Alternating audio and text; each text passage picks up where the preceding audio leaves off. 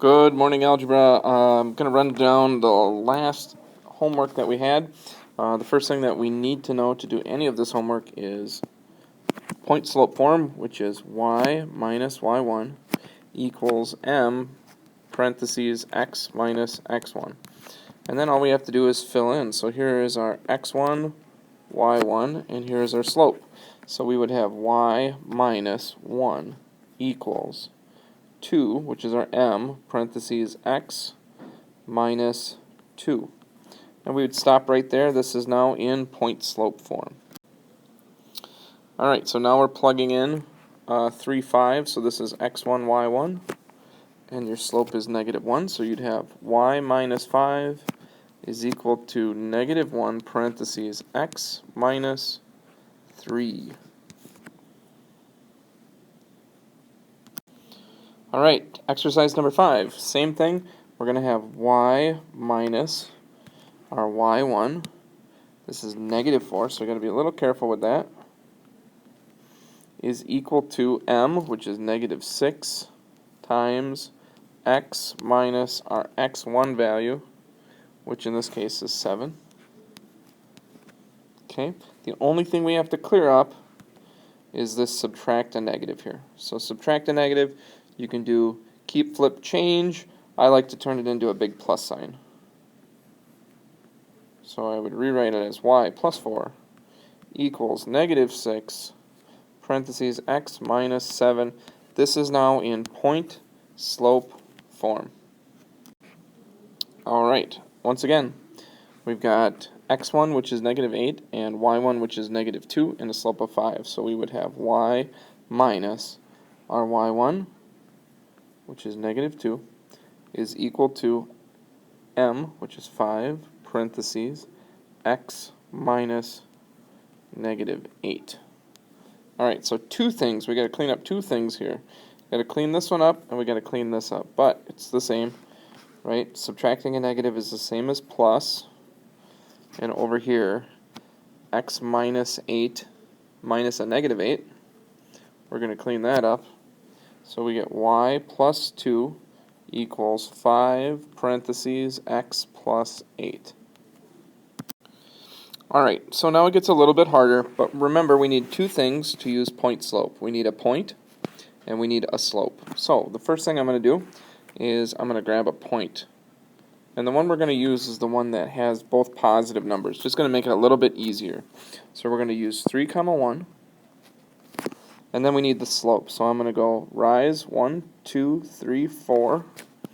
So I've got a rise of 4 over a run of 2. And we could simplify that. 4 divided by 2 is 2. So I'm going to use a slope of 2. Now we're going to plug it into point-slope form. So that's, if you remember, y minus our y1, which is 1, equals 2, parentheses, x minus our x1. Now what we're going to do is we're going to distribute the 2. Y minus 1 equals 2 times x is 2x. 2 times negative 3 is negative 6. Our final step, the only thing that we have to do is get rid of this negative 1 on this side, so we're going to add 1 to both sides, and that's going to give us y equals 2x minus 5. 2x minus 5. And we can double check that we got this right based on information we already know how to do. The y-intercept would be negative 5, and if we go down negative 5, it crosses at negative 5, and it has a positive slope of 2, or 2 over 1, which means it's going to go up 2, right 1, up 2, right 1, up 2, right 1. Alright, so same as the last one, we're going to first pick a point.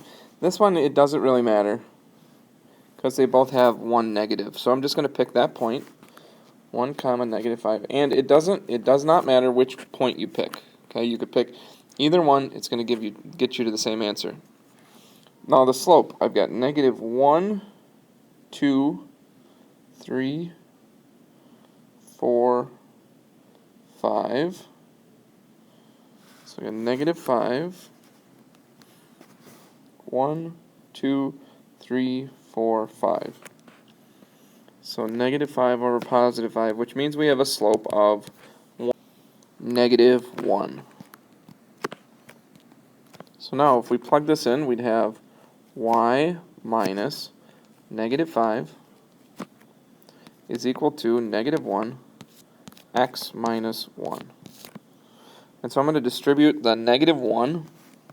Let's clear this part up first where I've subtract the negative. So y minus a negative 5 is going to be the same as y plus 5 equals negative 1 parentheses x minus 1. And so we're going to go negative 1 times x is negative x, and negative 1 times negative 1 is positive 1.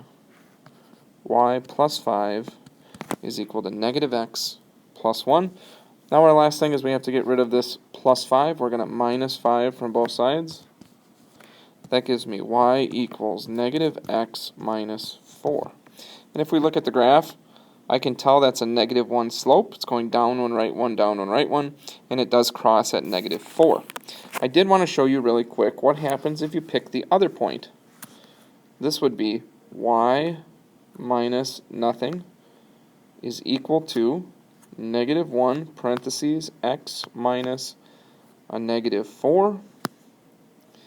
And let's take care of this part right here. Subtracting a negative, that's the same as plus, or adding the 4. And what is y minus nothing? Y minus nothing is just y.